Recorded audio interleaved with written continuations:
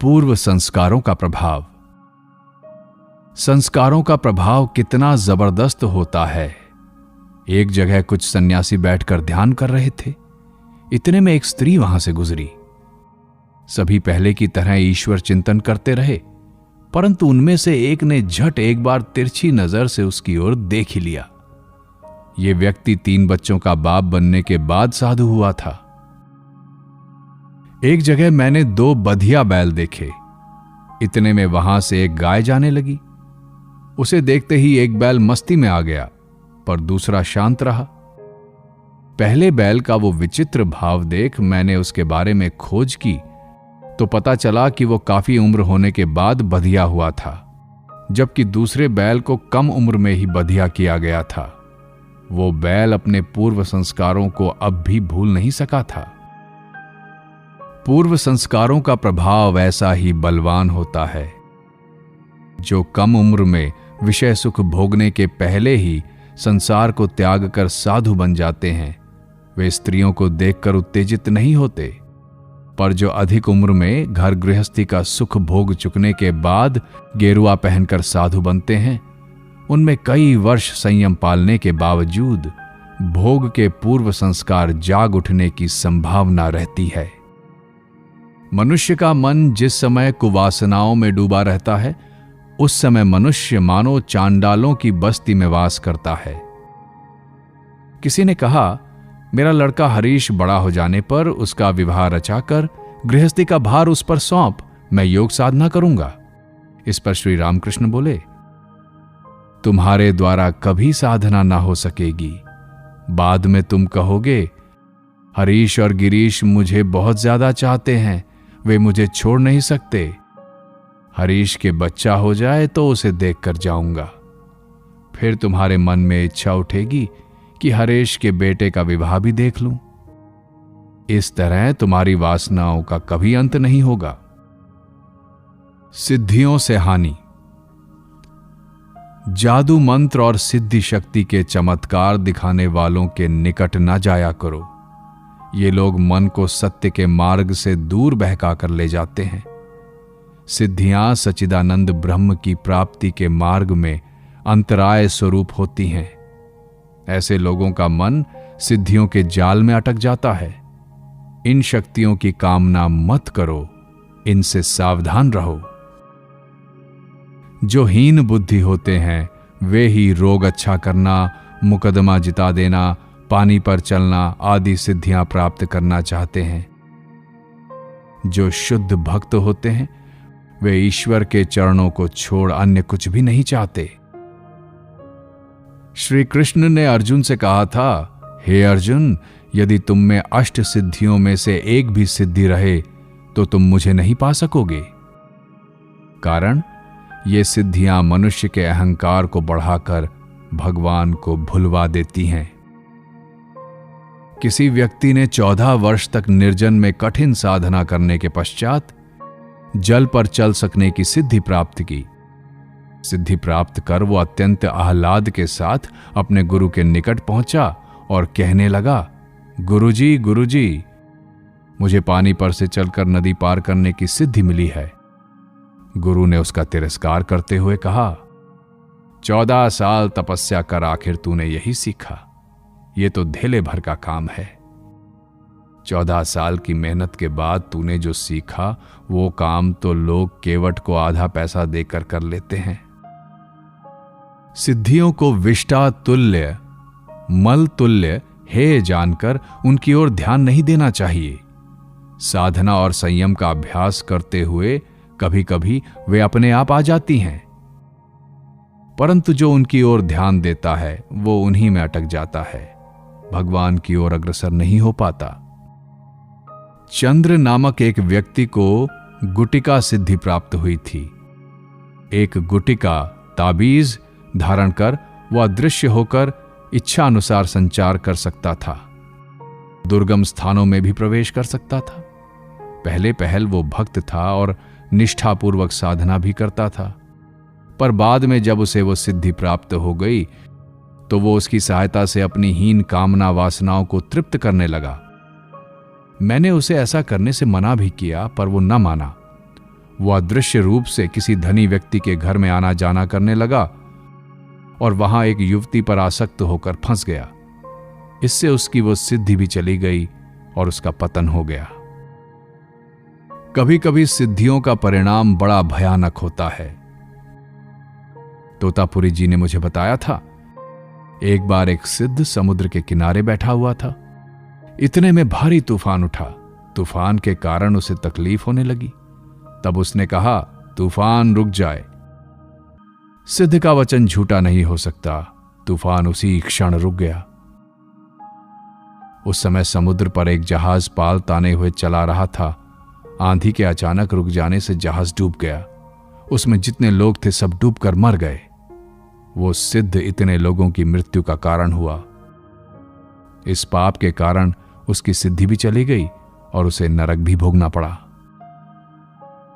जब मैं पंचवटी में साधना किया करता था, तब उस समय एक बार गिरिजा नामक एक व्यक्ति वहां आया था। उसे योग सिद्धि प्राप्त थी। एक दिन रात को मुझे अपने कमरे की ओर जाना था। रास्ते में बहुत अंधेरा था। उसने अपना हाथ उठाया और उसकी बगल से तेज रोशनी निकलकर सारा मार्ग आलोकित हो गया। मेरे कहने से उसने बाद में उस सिद्धि का प्रयोग करना छोड़ भगवत प्राप्ति की ओर मन लगाया। उसकी वो शक्ति धीरे धीरे चली गई और उसका मन ईश्वर की ओर अग्रसर होने लगा। राजा के महल में भीख मांगने जाकर जो लौकी कुम्हड़े जैसी तुच्छ वस्तु की प्रार्थना करता है, वो कितना मूढ़ है। उसी प्रकार राजाधिराज ईश्वर के दरबार में खड़ा होकर जो ज्ञान भक्ति आदि रत्नों को ना मांग अष्ट सिद्धि जैसी तुच्छ वस्तु की याचना करता है, वो कितना अबोध है। श्री रामकृष्ण के एक युवक शिष्य को एक बार दूसरों के मन के विचार समझने की क्षमता प्राप्त हो गई। अत्यंत आनंदित होकर उसने श्री रामकृष्ण के पास आकर यह बात बताई।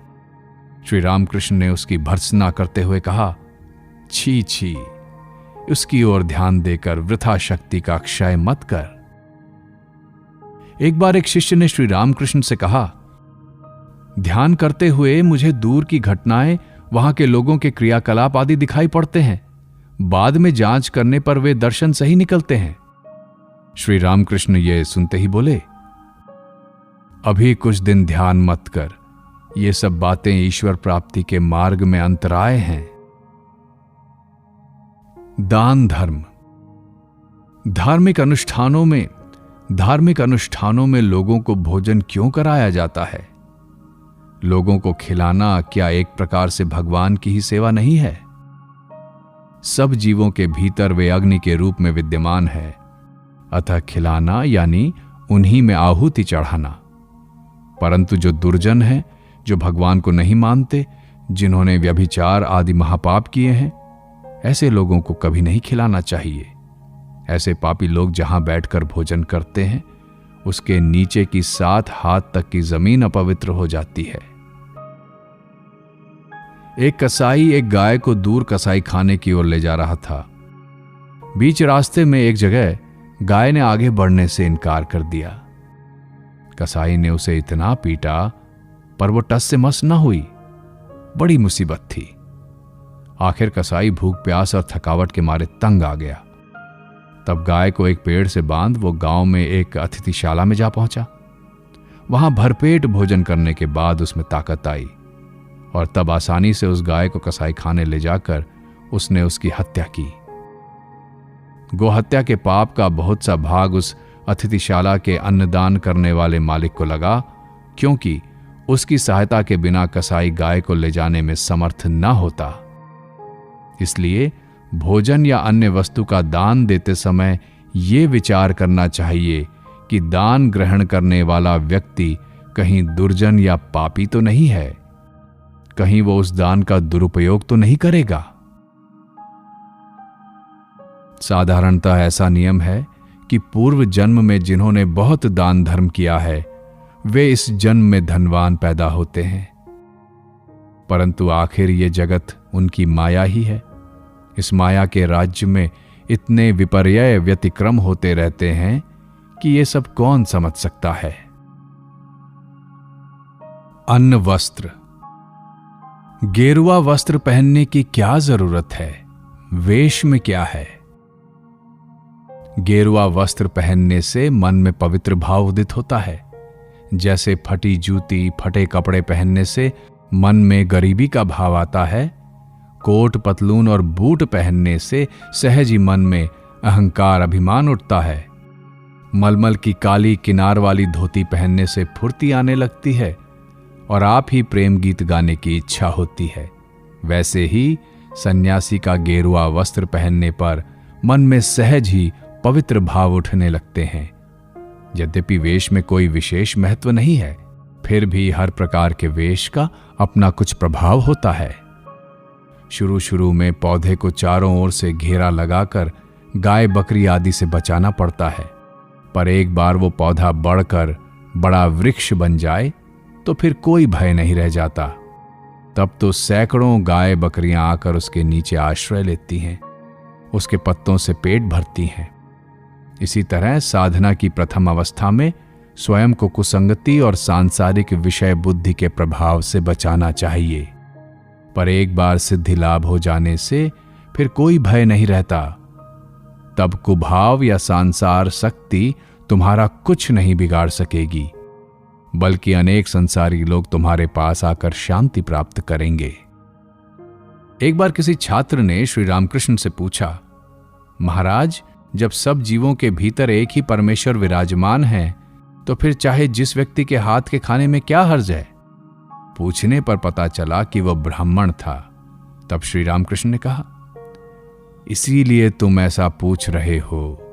अच्छा बताओ, अगर तुम एक दिया सलाई जलाओ और उसके ऊपर ढेर सी सूखी लकड़ियां रख दो तो क्या होगा? वो छात्र बोला, लकड़ियों के बोझ से आग बुझ जाएगी। तब श्री रामकृष्ण ने कहा, पर अगर तुम बहुत बड़ी धधकती हुई चिता में हरे केले के पेड़ झोंक दो तो क्या होगा? छात्र ने उत्तर दिया, केले के पेड़ देखते ही देखते खाक हो जाएंगे। इसी तरह यदि तुम्हारे भीतर आध्यात्मिक शक्ति का प्रमाण कम हो तो बिना विचारे चाहे जिसके हाथ का खाने से वो नष्ट हो जाएगी, परंतु यदि वो प्रबल हो तो किसी भी तरह का अन्न तुम्हें नुकसान नहीं पहुंचा पाएगा। मैंने एक मुसलमान गुरु से अल्लाह मंत्र की दीक्षा ली थी। उस समय मैं दिन भर अल्लाह मंत्र जपा करता, 3 बार नमाज पढ़ता और मुसलमानों की तरह कांच न लगाकर धोती पहनता, उन्हीं की तरह भोजन करता। उस समय 3 दिन तक मैं काली मंदिर में नहीं जा सका। हिंदू देवी देवताओं का दर्शन प्रणाम तो दूर रहा, उनका नाम तक नहीं ले सका। श्राद्ध का भोजन कभी नहीं ग्रहण करना, इससे भक्ति भाव की हानि होती है। उसी प्रकार यजमान के लिए याग, यज्ञ, पूजा आदि करने वाले पुरोहित ब्राह्मणों के घर कभी भोजन नहीं करना।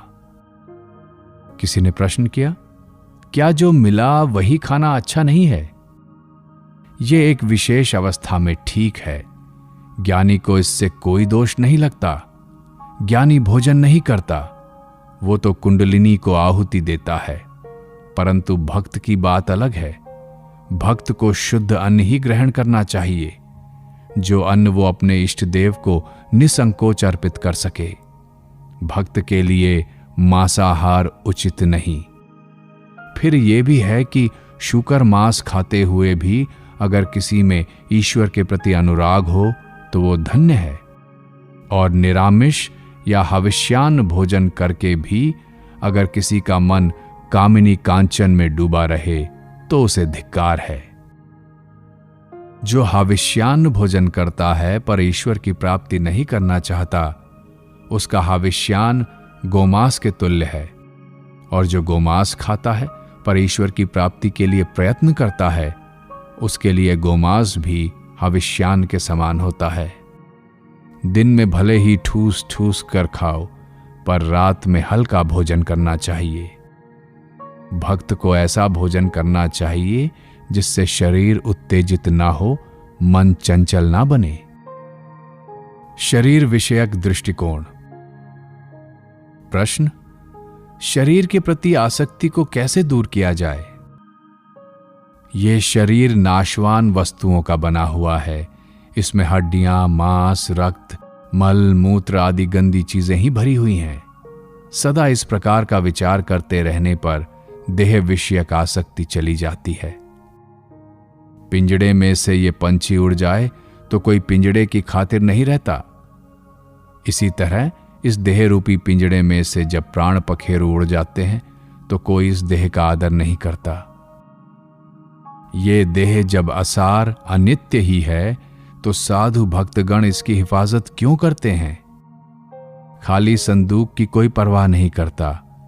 जिस संदूक में सोना चांदी हीरे जवाहरात आदि कीमती वस्तुएं होती हैं, उसकी सभी लोग बड़ी सावधानी से रक्षा किया करते हैं। जिनके हृदय में भगवान विराजमान होकर नित्य लीला विलास कर रहे हैं, वे साधु भक्तगण अपनी देह की यत्नपूर्वक देखरेख किए बिना नहीं रह सकते। कष्ट भोग विषयक दृष्टिकोण। जिस घर में रहा जाता है उसका टैक्स भरना पड़ता है। इसी प्रकार इस देह में निवास करते समय रोग शोक आदि टैक्स भरना पड़ता है। अच्छा फौलाद बनाने के पहले लोहे को बार बार भट्टी में तपाना पड़ता है और बार बार हथौड़े से पीटना पड़ता है, तभी उससे धारदार तलवार बन सकती है जिसे चाहे जैसा झुकाया जा सकता है। इसी तरह शुद्ध नम्र बनकर ईश्वर दर्शन की योग्यता प्राप्त करने के पहले मनुष्य को भी शोक ताप में जलना पड़ता है, दुख क्लेश की चोट सहनी पड़ती है। केशव चंद्र सेन जब बीमार थे तब उनसे श्री रामकृष्ण ने कहा था, तुम्हें जो बीमारी हुई है इसका गहरा अर्थ है।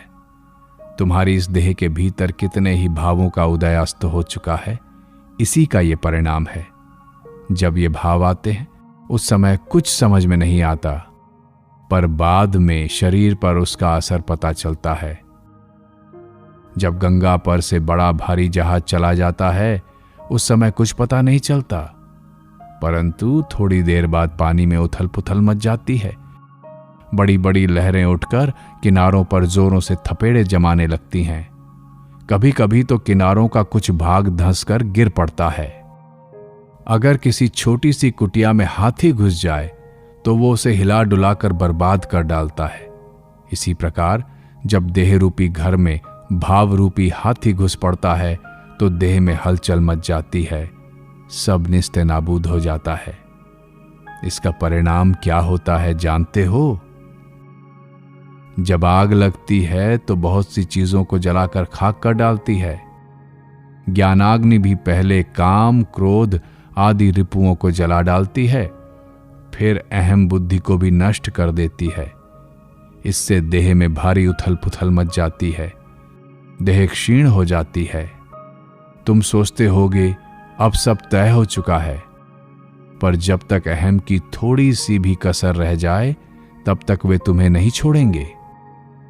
एक बार तुमने अस्पताल में नाम लिखाया हो तो जब तक रोग की तनिक भी कसर रह जाएगी डॉक्टर तुम्हें छुटकारा नहीं देंगे। केशव सेन की बीमारी के समय श्री रामकृष्ण ने कहा था, ओस लगाने के उद्देश्य से माली बसरा गुलाब के पौधों को जड़ से उखाड़ देता है। जड़ में ओस लगने से पौधा अच्छी तरह बढ़ता है। कभी वो कुछ जड़ों को छांट भी देता है ताकि फूल अच्छे आए। शायद ईश्वर तुम्हारी जड़ खोद रहे हैं। जान पड़ता है कि उन्हें तुम्हारे द्वारा बड़े कार्य करवाने हैं। रोग के प्रति अपना मनोभाव व्यक्त करते हुए श्री रामकृष्ण कहते, देह का रोग देह ही जाने, मन तुम आनंद में रहो। शरीर को सुख हो या दुख, सच्चे भक्त के भीतर से ज्ञान विश्वास नष्ट नहीं हो पाता। उसका ज्ञान विश्वास कभी मंद नहीं होता। भला देखो तो पांडवों को कितनी भारी विपदाएं झेलनी पड़ी, पर फिर भी क्षण भर के लिए भी उनके भीतर ज्ञान ज्योति बुझ ना पाई। सहनशीलता। वर्णमाला में स वर्ण ही एक ऐसा है जिसके 3 रूप हैं, श श स, अर्थात सह सह सह। बचपन में ही हमें वर्णमाला के भीतर से सहन करने की शिक्षा दी जाती है। सभी के लिए सहनशीलता अत्यंत महत्वपूर्ण गुण है। लोहार के यहां जो निहाई होती है, उस पर कितने जोरों से हथौड़े की चोट पर चोट करनी पड़ती है, तथापि निहाई तनिक भी विचलित नहीं होती। इस पर से मनुष्य को धैर्य और सहनशीलता सीखनी चाहिए। वाणी का संयम।